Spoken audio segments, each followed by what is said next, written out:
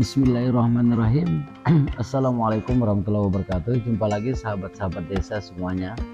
Sudah lama tidak berbagi. Nah, di kesempatan ini kami akan berbagi kembali sebagaimana tahun sebelumnya, yaitu kontrol untuk perencanaan khususnya APBDes 2025. Meski terlambat, kan lebih baik terlambat daripada tidak sama sekali ya. Kebetulan memang Permen Desa nomor 2 tahun 2024 untuk prioritas penggunaan dana desa 2025 baru terbit beberapa hari yang lalu. Oke, langsung saja teman-teman, ini kontrolnya sama sebenarnya dengan tahun-tahun sebelumnya, tapi lebih mudah. Di sini disajikan bagaimana kawan-kawan tinggal mengisi pagu anggaran dana desa sampai dengan silpa tahun sebelumnya. Nah, kemudian diisi apakah status kades di sini ya, definitif atau pejabat sementara ya. Kemudian 12 bulan untuk penganggaran untuk silpa dan tunjangan. Berikutnya juga diisi jangan lupa status desa itu. Kenapa? Kaitannya dengan target pencairan, karena beda status beda pencairan, khususnya yang non irmat ya. Nah, kemudian berikutnya mengisi jumlah perangkat. Diisi tinggal mengetik angka, tidak perlu menulis orang di belakangnya.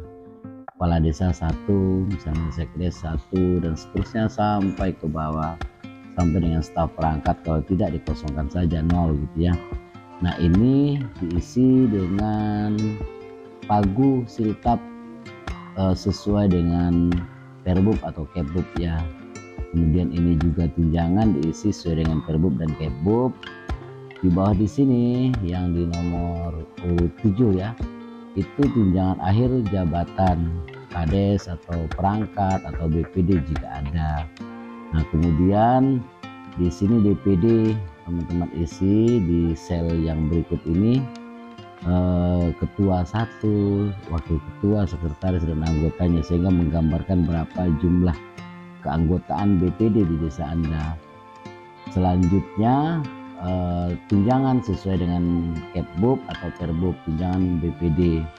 Terakhir teman-teman juga harus mengisi berapa operasional yang direncanakan untuk BPD dalam satu tahun anggaran 2025. Oh iya, masih ada beberapa operasional Pemdes yang direncanakan.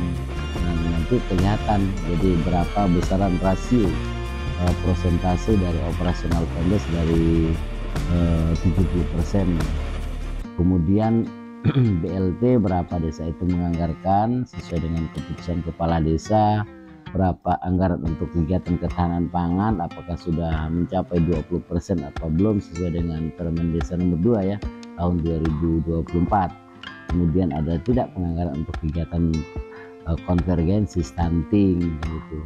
Kalau ini sudah terisi di sel-sel yang berwarna putih, yang lain kan kita protek gitu ya. Nah, nanti akan kelihatan berapa anggaran, pagu anggaran untuk 30% terpakainya akan kelihatan di sini. Jadi 22% kalau misalnya ini. Kemudian sisanya masih ada 77,23%. Berarti ada penggunaan operasional sebesar 5,93% dari berapa, dari yang wilayah 70% gitu ya. Nah, kemudian ini mitsu artinya bahwa anggaran BLT benar di bawah 15% sesuai dengan aturan. Kemudian ketahanan pangan juga benar karena memang minimal sudah terpenuhi dari 20%. Stunting juga sudah menganggarkan 30. Ketika teman-teman mengisi BLT penganggarannya di atas 15%, maka di sini akan merah dan dikatakan salah paus gitu ya. Sama juga dengan ketahanan pangan, jadi dengan stunting jika desa itu tidak menganggarkan. Nah, kemudian jumlah KPM di sini sebagai kontrol juga akan kelihatan. Kalau misalnya di atas maksimum, dia akan merah, berwarna merah dan tidak sesuai dengan Undang-Undang 62 tahun 2024 tentang APBN atau Permen Desa nomor 2 ya tahun 2024. Nah, di paling kanan kita ini ada target pencairan. Di sini juga sudah otomatis ya. Kalau irmaknya sudah terekam, ini kan misalnya irmak seperti tahun kemarin ada BLT, ada ketahanan pangan, ada stunting gitu ya. Nah, nanti pencairan tahap 1 kan sama statusnya mandiri maupun non mandiri itu 60-40 kalau yang irmak. Nah, sehingga di sini muncul angka 60% tahap 1 dan 40% tahap 2. Begitu juga dengan non irmak. Nah, non irmak ini yang membedakan, kalau dia status mandiri tahap 1 40, kalau yang mandiri 60 gitu. Dan sebaliknya, kalau yang mandiri itu tahap kedua 40, tapi kalau yang non mandiri itu 40 tahap kedua. ADD juga, ADD kan tahap satunya 60%, tahap keduanya. ADD ini setelah dikurangi siltap dan tunjangan pelanggan, karena di kabupaten kota kami pencairan siltap itu tersendiri teman-teman, dia pencairannya setiap bulan, sisanya di luar itu baru pencairannya 60-40. Nah, di sini juga terlihat 30 juta sekian itu pencairan siltap dan tunjangan per bulannya yang bisa diajukan oleh desa. Kemudian 3% dari DD yang maksimum itu juga terlihat di sini kontrolnya. Kemudian sisa DD setelah dikurangi irmak, berarti berapa sisa DD yang mesti diperuntukkan untuk kegiatan prioritas lainnya sesuai dengan Permen Desa nomor 2 2024 ataupun Permen Desa nomor 7 2023 ya, tentang prioritas peruntukan dana desa. Sisa ADD juga terlihat setelah dikurangi operasional Pemdes, siltap, tunjangan, operasional BPD, sehingga bisa diperuntukkan untuk kegiatan prioritas desa lainnya, tambahan dari dana desa.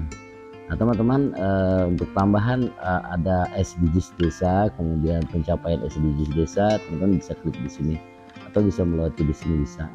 Nah kemudian ada untuk kegiatan ketahanan pangan.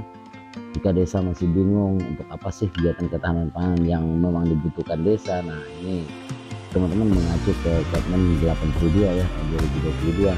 Ini jelas breakdown dan contoh kegiatan yang bisa dilakukan oleh desa untuk kegiatan ketahanan pangan dan hewani. Saya kira itu teman-teman, mudah-mudahan masih bisa membantu. Silahkan, dan kalau memang ada desa atau kecamatan teman-teman verifikator yang mau minta bantuan kita untuk dibuatkan yang dalam bentuk kecamatan atau kabupaten, tinggal filter nama desanya langsung berubah otomatis, kita juga bisa bantu fasilitasi. Contoh ini kan sudah kabupaten punya, jadi kita pilih kecamatan, kita pilih desanya, langsung dia otomatis dia akan berubah secara otomatis gitu ya. Nah ini yang akan sajikan untuk ini berbasis desa, dan teman-teman tinggal mengetik pagu, kemudian pagu siltap, pagu tunjangan, dan seterusnya. Sekali itu semoga bermanfaat. Terima kasih atas perhatiannya, mohon maaf atas segala kekurangannya. Assalamualaikum warahmatullahi wabarakatuh.